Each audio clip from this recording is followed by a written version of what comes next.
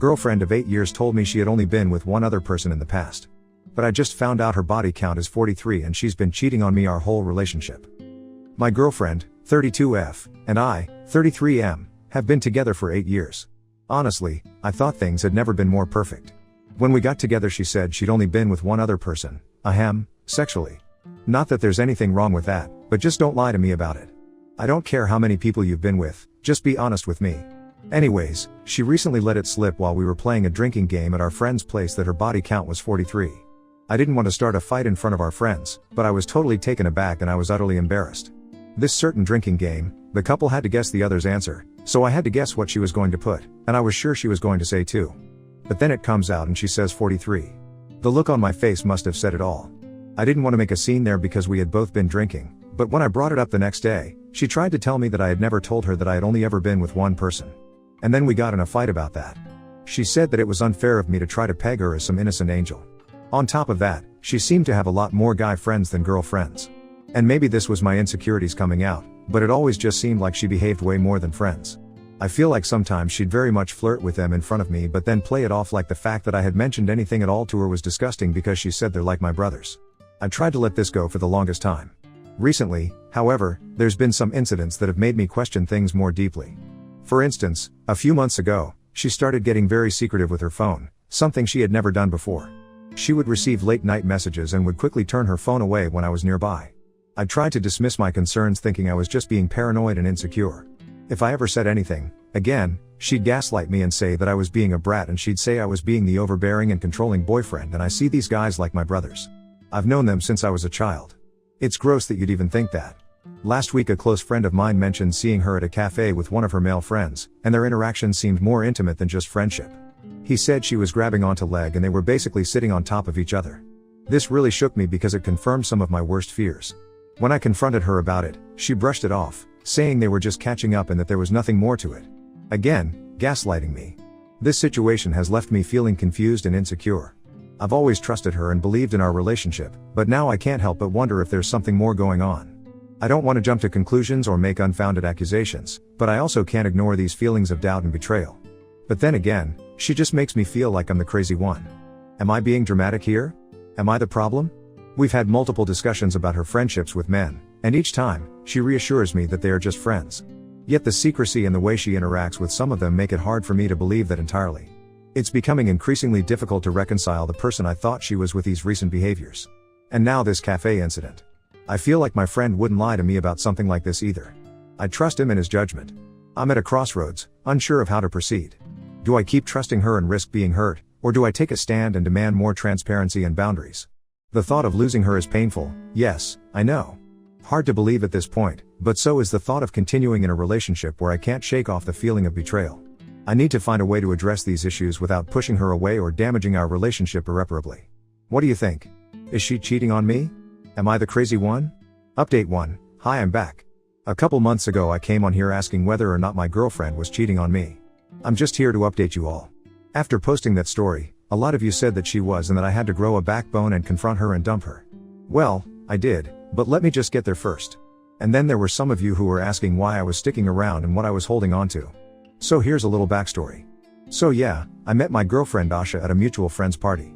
It was one of those moments where everything seemed to click instantly. We bonded over our shared love for indie music and late-night philosophical discussions. We had both majored in philosophy, but we went to different schools. She was witty, charming and had this infectious laugh that could light up any room. I was drawn to her kindness and the way she made everyone around her feel special. She was hella fun and chill.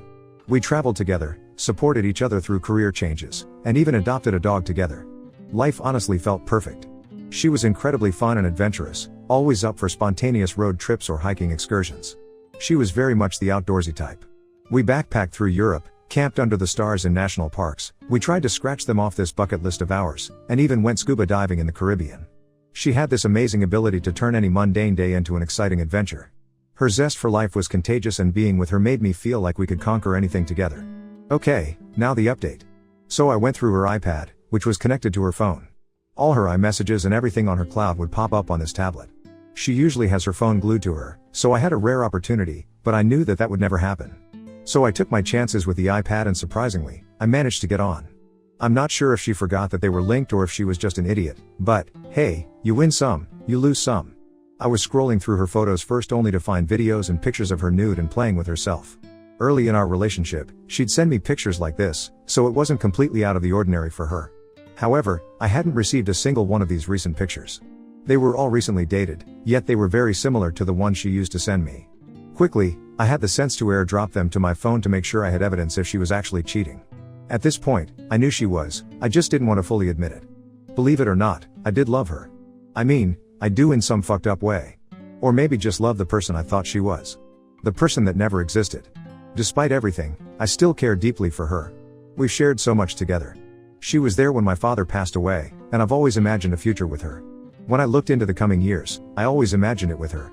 When I looked up the info on the pictures, I noticed a few of them were taken on Snapchat.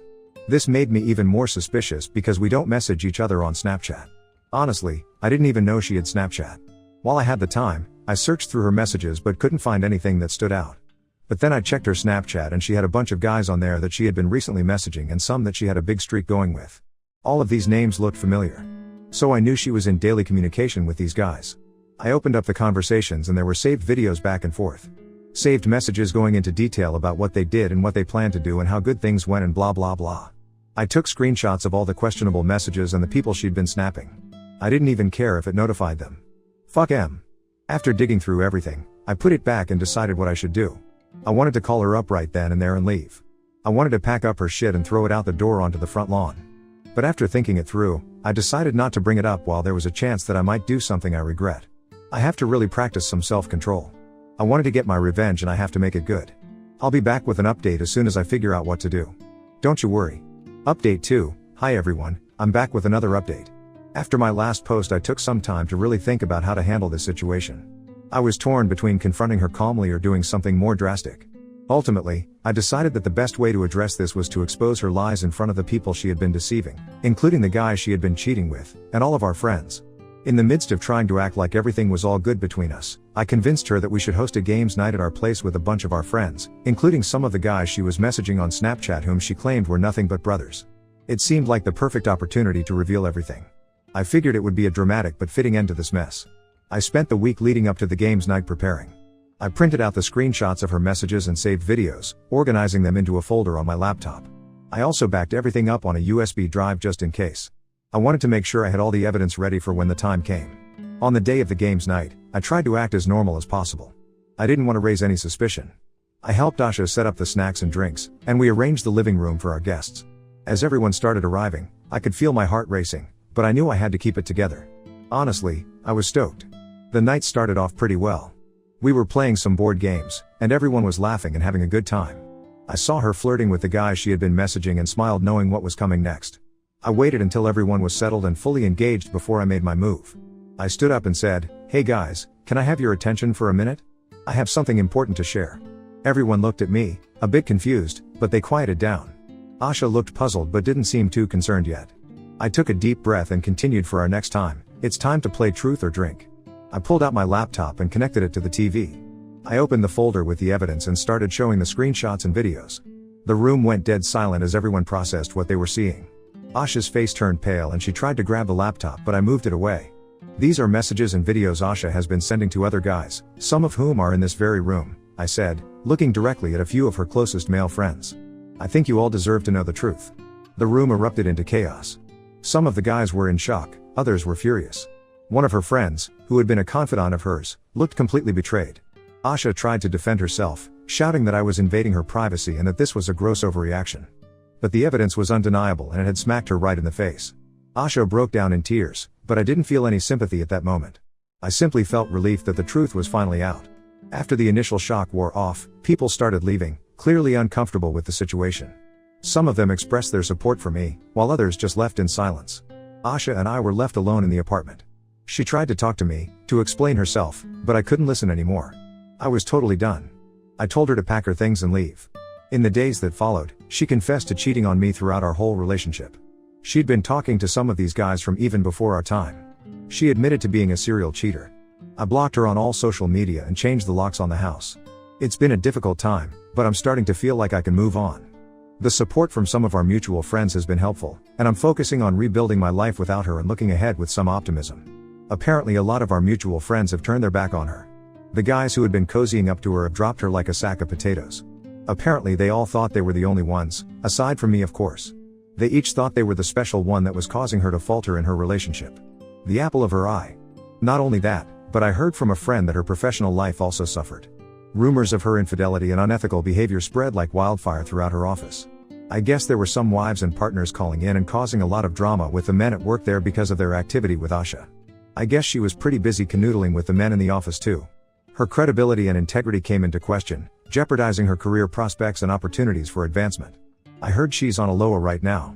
To anyone going through something similar, trust your instincts and don't be afraid to stand up for yourself. It's hard, but you deserve honesty and respect in a relationship. Always. Thanks to everyone here who gave me advice and support. It really helped me get through this. Hopefully you don't hear from me ever again. Over and out.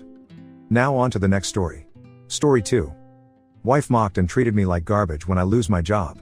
Turns out she was cheating with her rich boss the whole time to get promoted, so I got her fired and now she's begging for me back. My name is Cole and I was married to my ex-wife, June, for 2 years. Right from the first time I met June, I knew her to be a go-getter, and she had her way of being exceptional at anything she did. The first time we met was at work as recruits, and within months, she got promoted because of her hard work and dedication. About a year later, she left our company because she got a better offer, but there were rumors that she had a fallout with one of our bosses. But because June and I were close friends, I never believed anything they said after she left. After June left our company, we remained in touch, and even though I felt she was out of my league, I still liked her. One of the things that pulled me closer to her was her intelligence. She had an answer for everything, even the dumbest questions, and she was one of our best. About a year after June left for a better company, we got closer to each other, and we were almost like male and female besties. We were so close that she told me about everything happening in her life, at work, the guys asking her out, and so on. I did the same, but I never shared personal details about myself. Unlike me, June was an open book. She didn't need to know you so well to tell you about her childhood. In the process of being so close, I fell in love with her, and when I professed my feelings to her, she admitted that she liked me too. Eventually, we dated and ended up marrying after a year. Being married to June felt good, and even though we fought and argued a lot of times, there was nothing we couldn't fix. Aside from our fights and arguments, every other thing was great with us. We looked after each other, supported and pushed ourselves to become better versions.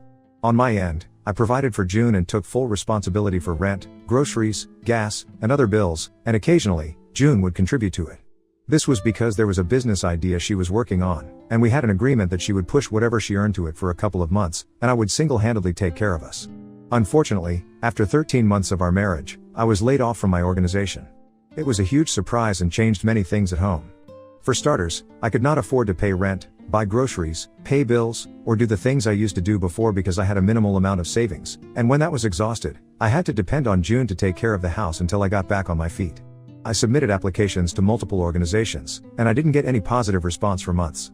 I even tried doing menial hourly jobs for a week, but it felt so out of place, and the pay was so low that even if I worked 50 hours a week for 4 weeks, it would be nothing compared to how much I earned, so I quit and focused more on applying for my kind of work. Around the same time I was jobless, I noticed that June's attitude changed greatly.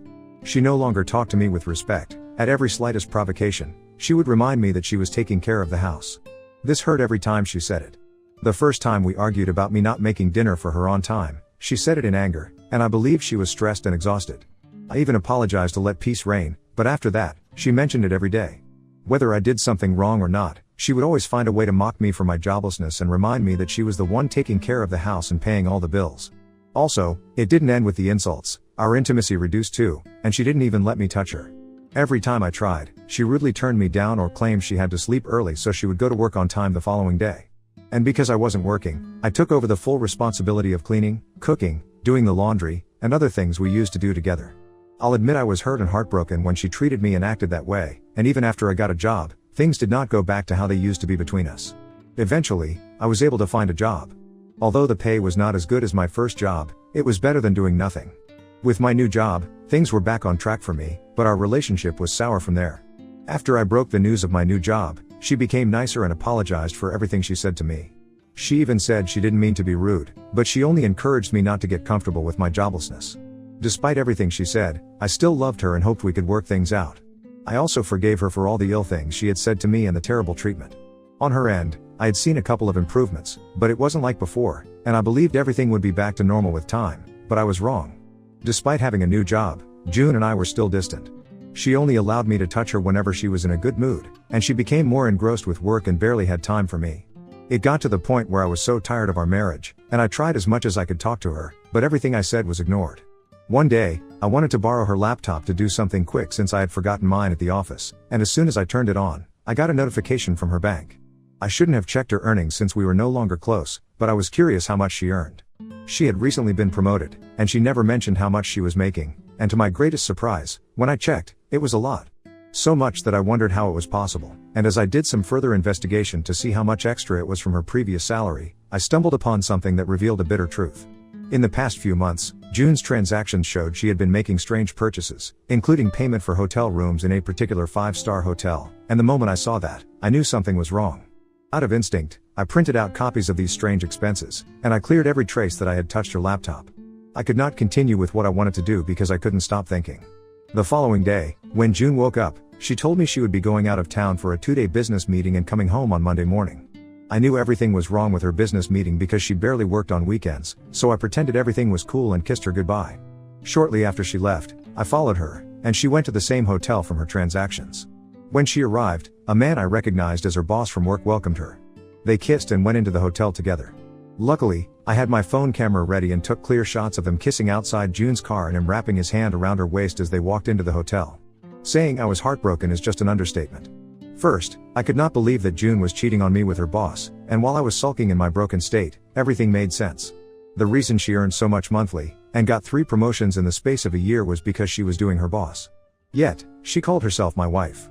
Aside from being heartbroken, I was so mad, and I wanted to pay her back for hurting me that way, so as soon as I got home, I did some digging and sent everything I gathered to her company, and I waited for the volcano to erupt. On Monday morning, she returned as she told me, but she met her bags out on the porch. I told her to her face that I knew she was cheating on me, and our marriage was over. Instead of begging as I expected, she picked her stuff, murmured words I didn't hear, and drove off. At that time, I'm guessing her company did not reach out to her yet, because when she was kicked out of work, she called me and cried over the phone like a child who lost her candy.